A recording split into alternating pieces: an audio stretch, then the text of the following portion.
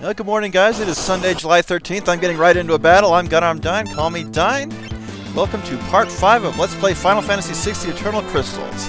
Today we are going to continue our search for Tina, who suddenly transformed into a being of light, is the best way to put it, and flew off towards the northwest.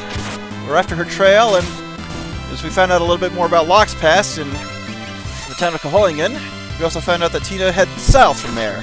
However, we are going to go north, as there's a very useful relic to pick up, and it's actually missable, so if you don't get it now, don't forget to get it later. It requires a couple fights, my goodness. I'll just take these guys out really quick. Now, there won't be a lot of fighting on the overworld, especially after I reach my first destination. So it's actually a good thing to fight these guys right away to get them into your bestiary.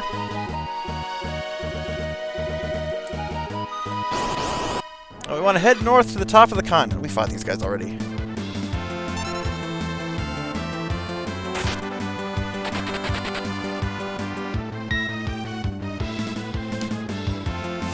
Yeah, good job, Celeste. Be the last one to run away while you're at half health. Well, not quite. May have to heal up after another battle.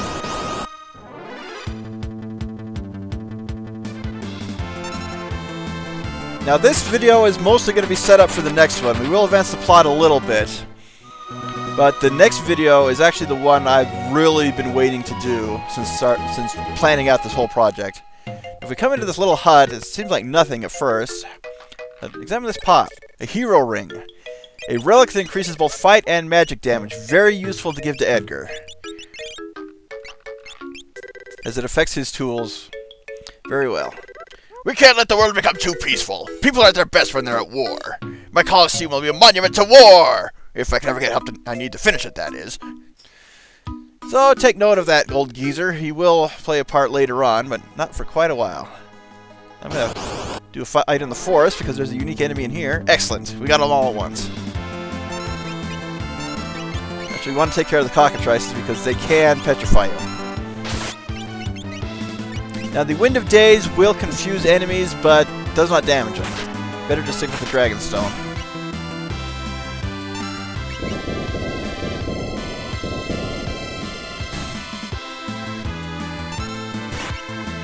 I actually think there's one more enemy here we missed. I'll do one more fight to be sure. I think it was a bug.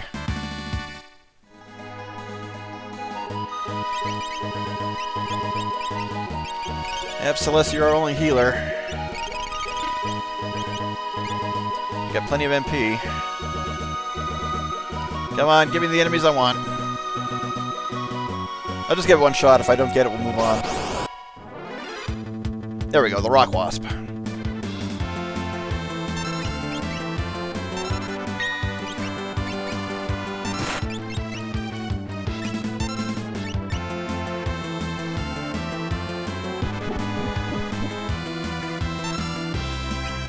And if you have star pendants to spare, don't be afraid to equip them throughout here, but not overly necessary.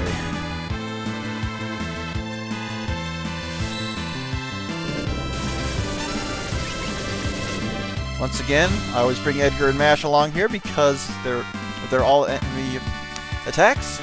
Level for Edgar, no complaints there.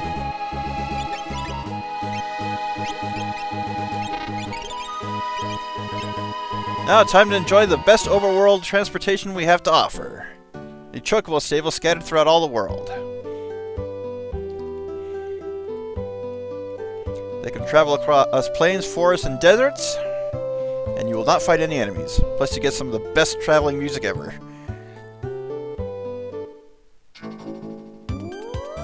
The Chocobo Funk. Can't get between the house and the coast, though. Now you may notice, if you compare the world map on this version to the original version, the Chocobo stables are marked on the map on this version. You just have to find the exact spot in the forest they're hidden in. But they come in super handy until you get the airship.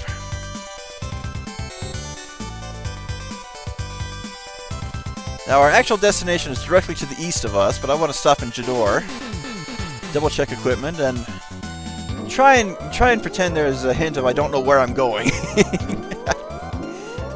Let's also show off the place a little bit. And there's another Chocobo stable, which will come in handy in a few minutes. Double check our equipment. There might be some new stuff here. I don't quite remember. Again, only focus on the people in your party. So white dress for Celeste, ninja gear for Locke. Isahagan vest, really not worth the upgrade. Smash already has ninja gear.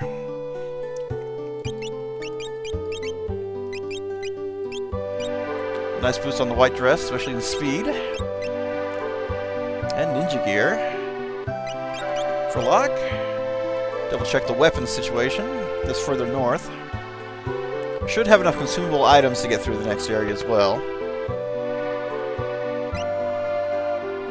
Yep, new weapon and new claws for Mash.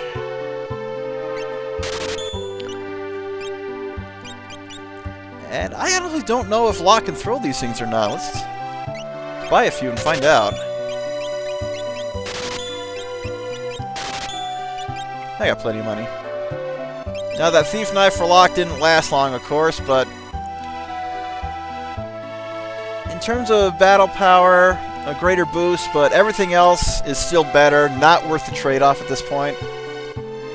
So the little arrows in the shop may not necessarily be a full indication of if it's better or not. You're the spitting image of Maria, huh? Haven't heard of her? She's a famous opera singer. Now, she is... That's a guy. He is talking about Celeste. If you don't have Celeste in your party, they'll call you a dork. But if you come in here, you can examine some paintings, which really aren't all that impressive, to be honest. They're just paintings of sprites you find throughout the game. With one exception. Not this guy. He looks awfully familiar, though. Yeah, this is a unique portrait right here. Picture of a lovely lady. No idea who. Some armor. And a bucket. The guy has a portrait of a chamber pot in his gallery. Again, I try to avoid the toilet humor, but it just comes to me, really. Well, with that done, you can actually find out more by actually talking to some townspeople. So, Jidor, the westernmost town on the world map. Poor people left to build a town. They were probably kicked out.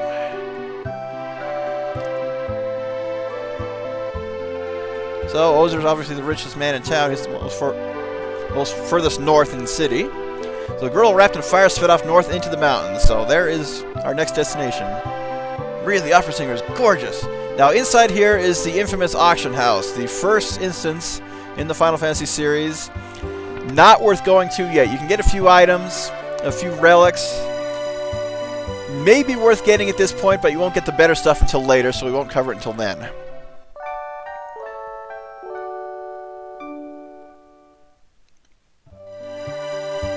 Top off our HP and MP, head back to the Chocobo stable, and we'll head to the town to the north.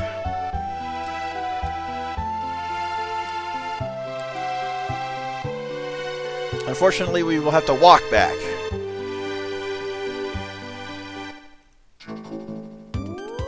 Now we can handle the enemies.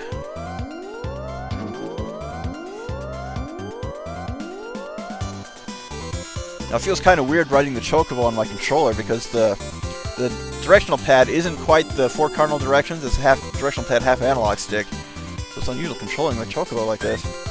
Hard to describe in words. And let us go into the town of Zozo, the most wretched sky of hum and villainy in the game. What's this? Oh, a dead body. Well, we're in for a treat, aren't we, guys? Oh, I botched the Star Wars reference.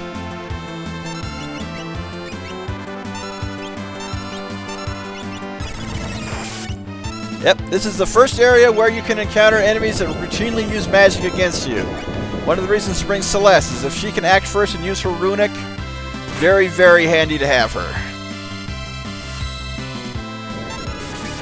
You may notice the hero ring on Edgar was able to take out 3 or 4 of those guys. But this is the actual first difficulty spike in the game.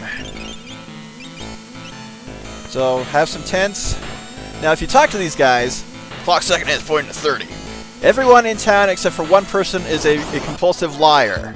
You'll actually use the clues they give you to solve a puzzle, but I'll just give you the solution once we get out of this building. And I'm just attacking out of habit. I need to have Celeste use her runic. Otherwise, I'm just going to have to heal after every battle like this. Oh, I didn't equip Mash's new claws, did I? Much better. Now one of these is a dead end.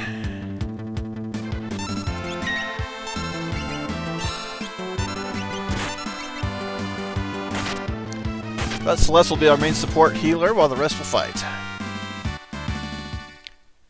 But those trickers are actually much easier than the enemies they replace in this game. Coming here for a chest. An ether. We'll get something much better in other chests. That door is sealed up. Cannot get through there for quite a while. The one on the left is a dead end.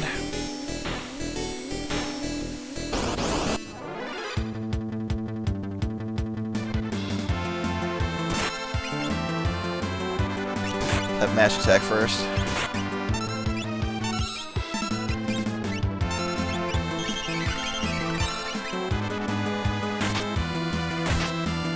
So if you can one-shot the enemies that use magic, the better.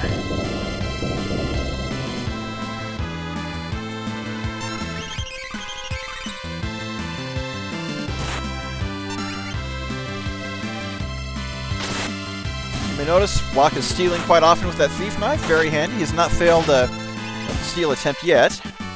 You can actually steal some pretty good relics from the enemies in here and sell them for some decent cash. Come up north. There's another dead body as well as someone else. Oh, these hill Gyguses. Definitely one of the more dangerous enemies in the area. Mainly because of what they like to do for their finishing move. Sometimes they'll counter with it, sometimes they won't. But they like to cast Magnitude 8 before they die. And since you have no float accessories, you gotta tank it.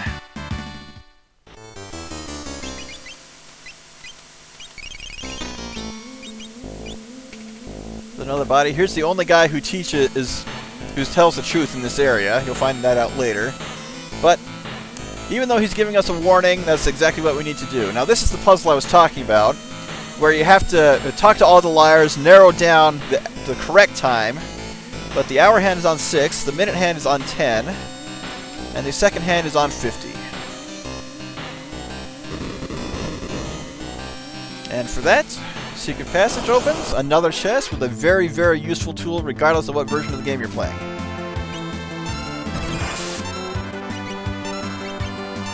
And Celeste did not even get the chance to utilize her runic on that one.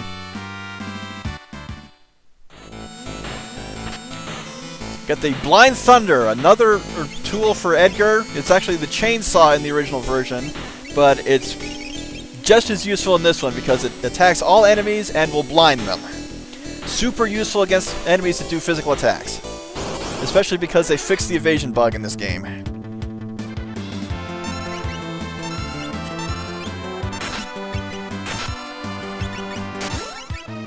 This probably won't work, but we'll see what happens. Oh, I couldn't steal. You finally failed this lock. And you did not get a counter. Now the way we need to go is through the relic shop. Let's pass all the garbage in here, dead bodies. All these guys just talking about the clock puzzle.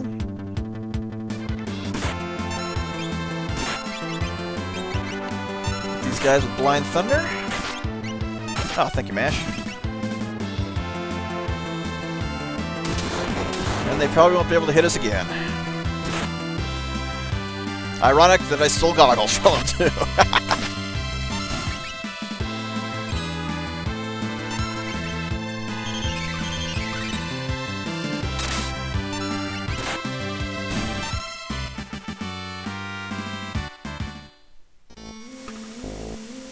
And thus we begin our climb.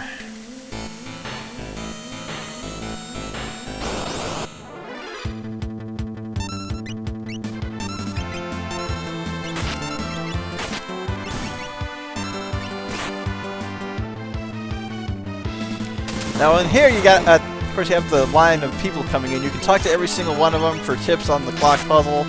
Again, save your time. We already got it. But check these pots. I think something in one of them. It's probably upstairs.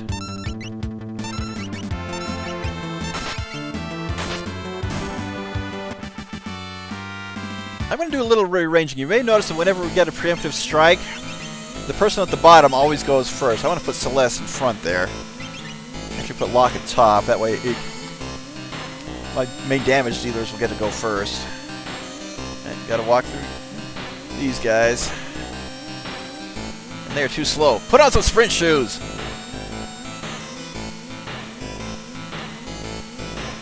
Now this hook, you can jump on that hook to take it down to the bottom. Best to not waste your time.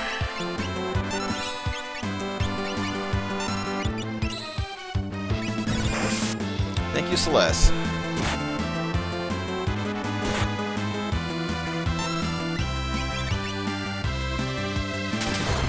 Now Celeste's runic is unusual because if she doesn't absorb any magic, you can not take any action with her until she does. And I don't remember if she will absorb more than one spell per turn or not.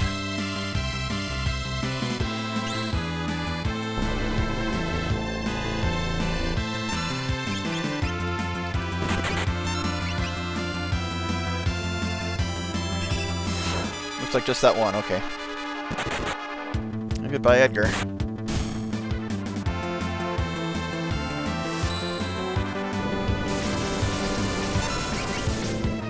Unfortunately, runic will not absorb your blue magic, as it becomes known later on. Get back up, man. You're a king. You can do better than this.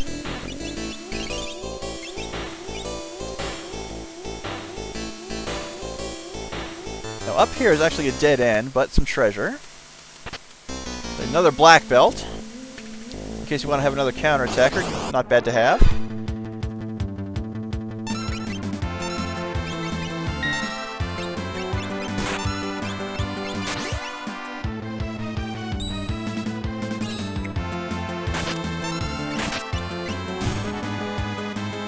If I buy more ninja stars for Locke, it'll come in handy later on.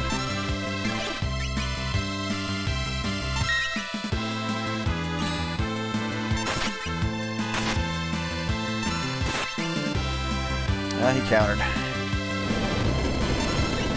You do not get the float spell until much later, unfortunately. And Celeste has not learned naturally.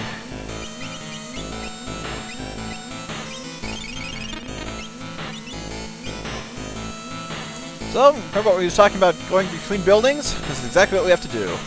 Kind of appropriate for Locke to be the one doing this, given he's our resident treasure hunter. Nope. I thought there was a pot in there to pick up. I was wrong. Easy fight!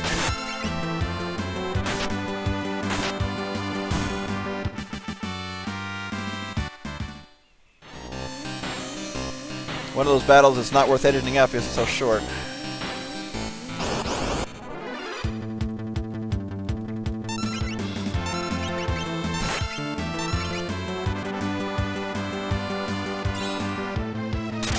We were faster on the draw. Still does not hurt to be careful.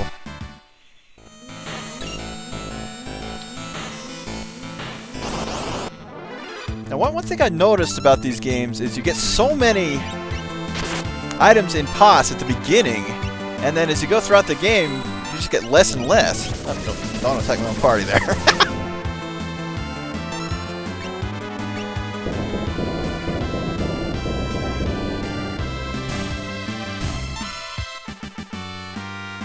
Yeah, the Dragonstone does the most damage in terms of pure physicalness.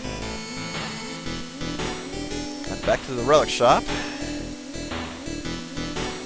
Now these guys, but I don't know how these guys are able to afford to build such a big town. And more stairs. What are we doing? Going to fight Gozer or something?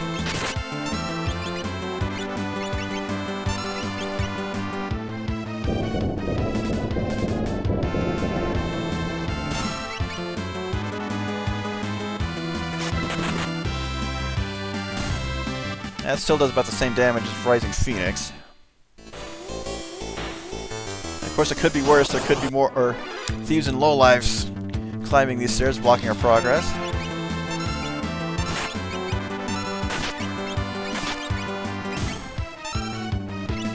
Regular attack will be fine.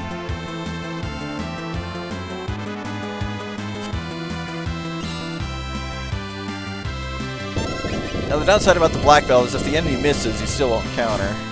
We just found that out there.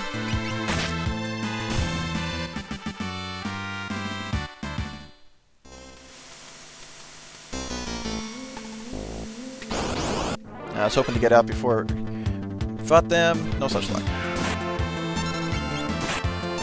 Let's see what we can throw here. Yep, turns out Locke can throw these scrolls.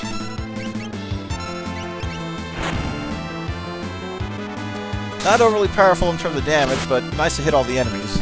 It'll come in handy later.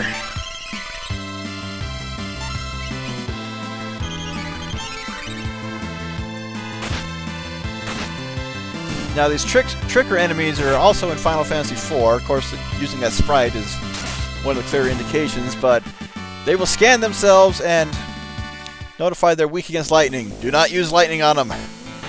They become super powerful.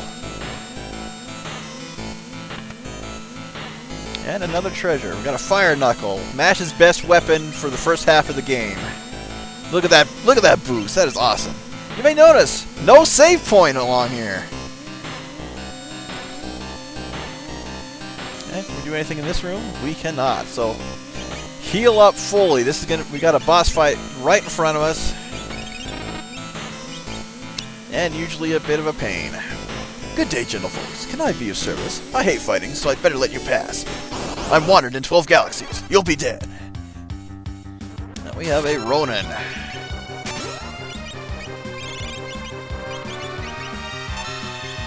I don't know if he uses magic or not. Let's double check.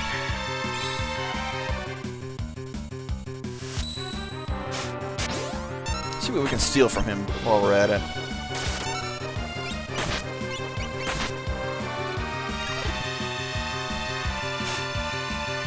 Jewel ring. He stole back from us. Shame on him.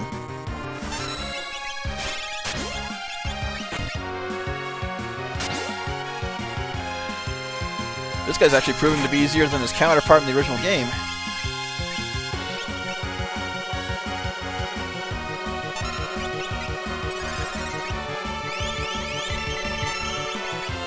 But even though he summons some help, just hit him with all enemy attacks. He'll start to heal himself after a while. But the damage output is much better than what that he can heal.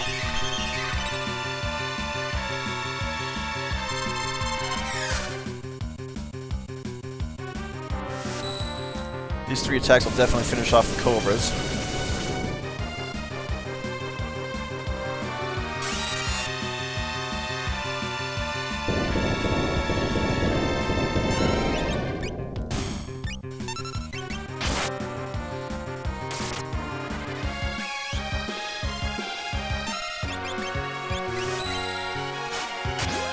Yeah, let's see if we can blind them. Oh! Kill one, kill them all! I don't think I've ever seen that happen before. And a headband for our trouble. Not the best piece of armor. Hope we got our gil back, though. Looks like we did. And if we come in here, lo and behold, here is Tina. The first treasure. We know our priorities, guys. Running shoes, more auto haste, and an X potion. High potions are still good enough for now.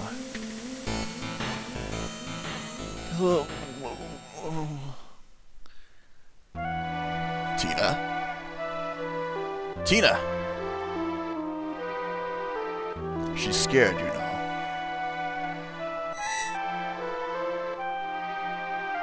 Who are you? This girl is your friend. Is Tina alright? You call her Tina. Tina? How odd.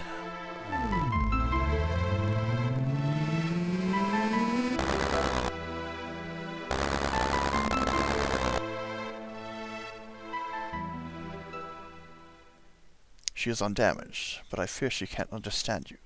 As for me, I am Ramu, the Esper Ramu. Esper? But didn't all the Espers vanish with the summoners? We survived because the crystals still need our protection. But without the summoners' guidance, we have become useless. What happened to the world of the summoners? Some Espers still live there. They have renamed it the World of Espers. Why did all the summoners die off? What kind of power could kill a whole race? It was the final summoning that destroyed their race. The summoning of the final Esper, the Dark Cloud. Oh, not Sin? The Dark Cloud. It took place long ago. The Dark Cloud was a manifest of death and destruction. Unlike my kind, the Cloud of Darkness is an Esper of dark energy, and cannot materialize as long as the light crystals exist.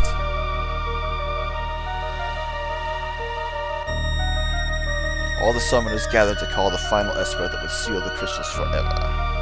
Instead, they summoned an opening to the Void, the gateway to the Dark World. It invaded their bodies and wiped them out, leaving the Espers stranded and the crystals vulnerable. About 20 years ago, after the crystals shattered, the summoner world was invaded. Thus began a hunt for Espers. Only in this way could Emperor Zemus revive crystal power.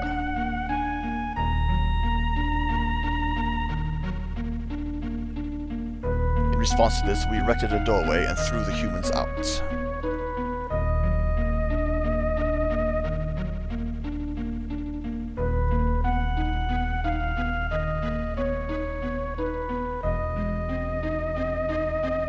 Even as we speak, many of my kind are trapped in the Empire's Magitech research facility, being drained of their powers.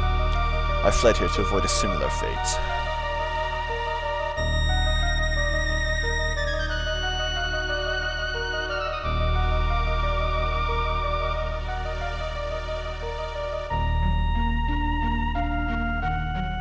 That's right. Relax. I sensed that Tina was in trouble. My magic summoned her here. Tina is an Esper?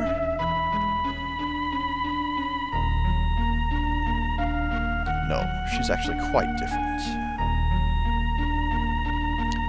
Tina looks like she's in pain. Her very existence strikes fear into her own heart. How can we help her? When she accepts this aspect of herself, I think she'll be alright. We have to do something.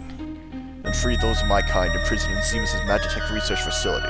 One of them can surely help her. If we find the Magitech research facility, you're sure we'll find your people? Magitech research facility. Your people are... Like a coward, I escaped leaving the others there. It'll be the end of them. What do you mean? You can't drain a live Esper of all its power. It is only when we are infused to a crystal shard that our abilities can be transferred in total. Only the Warriors of Light can replenish the energy of the crystals. Warriors of Light? When we are one with the crystals, our power can be relocated. After being used, the crystals fade and our spirits get absorbed by the Void and feed the Dark Cloud. The Light Warriors are 4 individuals born with the power of the elements: fire, earth, wind, and water. They will be able to join the crystal shards and seal them, protecting them from the Void.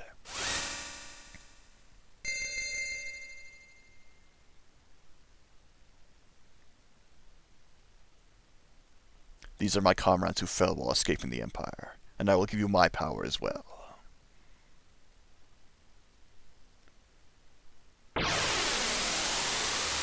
Locke, you have a bad habit of walking right in front of powerful old magic glass. Surprised you didn't get thrown back further.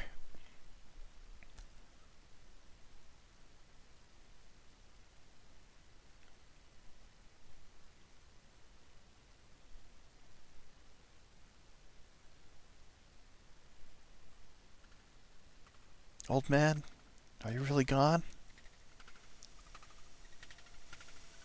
Warriors of Light. He has returned to a crystal piece so that the shards may reunite. Sometimes difficult to tell who's talking. Why are you doing this? We few can help save many. Help us revive the light of the crystals. Pick this up. Received Wind Shard Ramu. Water Shard Siren. Fire Shard Kirin. Tina, wait for us. We'll be back. Now you may notice something.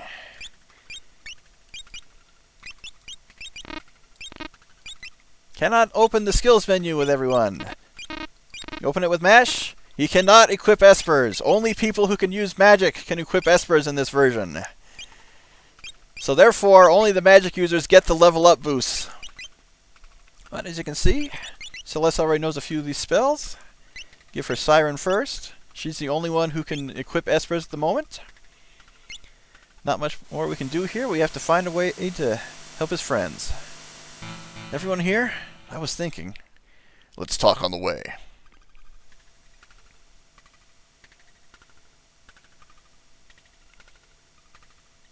The Empire is trying to infuse espers with the remaining crystal shards.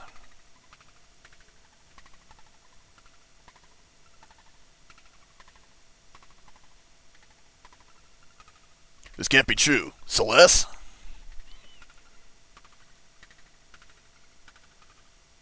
I don't remember because I was asleep when they augmented me. But I've heard rumors to that effect.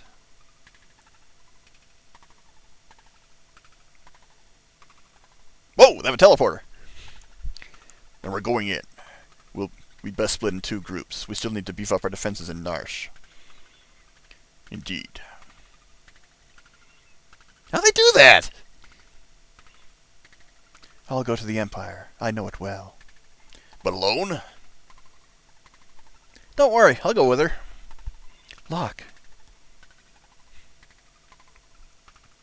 You need a hand? And once again, you can choose who you want for your remaining 2 members. Again, I take Edgar and Mash. They're just the best to have in this situation.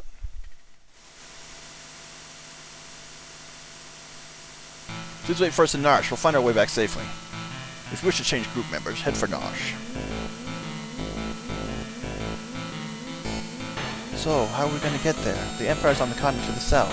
No boats go there. The people of Jidor, town to the south, can probably help us. Locke. Yes? Why are you coming with me? Well, there's bound to be treasures there. And besides, I've always wanted an inside look at the Empire. Now you find out a little bit more about how to attach Esper shards, crystal shards to magic users from that ghost. Not a difficult process. I already showed it off. And as you start fighting enemies now, you will start gaining magic points to learn new spells.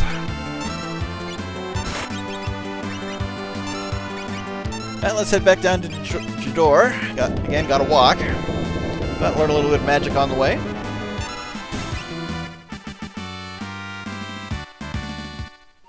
We've got 2 magic points. You may notice.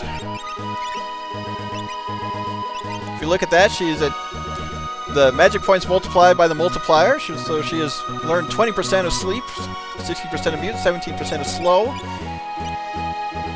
And I'm actually going to take the time to get her all the spells from these 3 crystal shards before the next video. Of course, I'll do that off screen.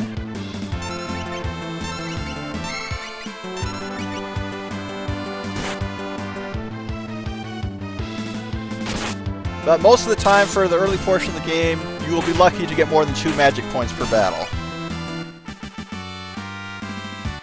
Yep, even then, just 1.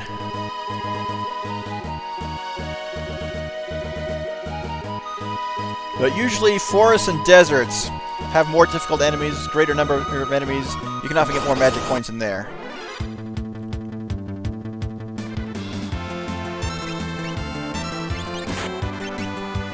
This should be our last battle before we get back to town.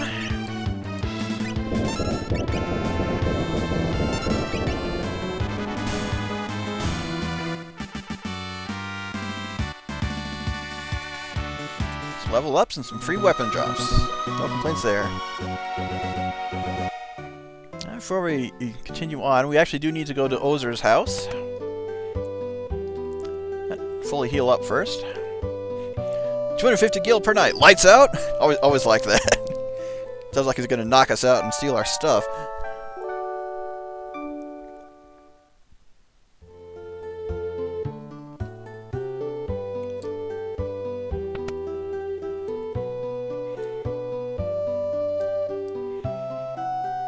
If we come back into the rich man's house, there is a new person to talk to. Maria! Remember what I was talking about earlier? Are you talking to me? Oh, sorry, my mistake. Wow, you could pass for Maria in a heartbeat. Oh boy, now I really am in trouble. Celeste looks just like Maria? I like this. Don't start getting any ideas. Ah, there's a letter to pick up right there.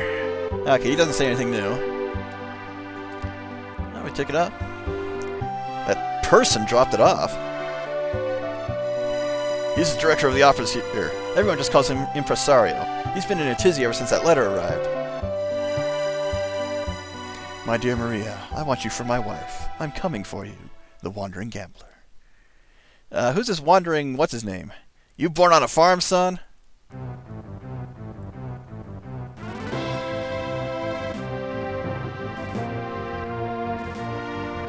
A blackjack playing world-traveling dreamer shining with the spirit of wind. Default name Setzer, we're sticking with that as usual. That's Setzer, owner of the world's only airship. If we could get that airship, we'd make the Empire in no time. Let's set up a meeting with Setzer. As for how we're going to do that, well, we have to go to the Opera House, talk to the Impresario, and conduct a little bit of a ruse. But that is going to be for next time. I'm going to head to the Opera House and stop there. Slightly shorter episode than normal, but I have to do a lot of prep work for the next video. I want to make it something really, really special. And it's going to take a few practice runs, too. So, I want to thank you guys for tuning in. I'm Gunnar, I'm Dying. Call me Dying. If life is giving you a hard day, don't be afraid to eat your pudding with a fork. You guys have a great weekend, and I'll see you next week.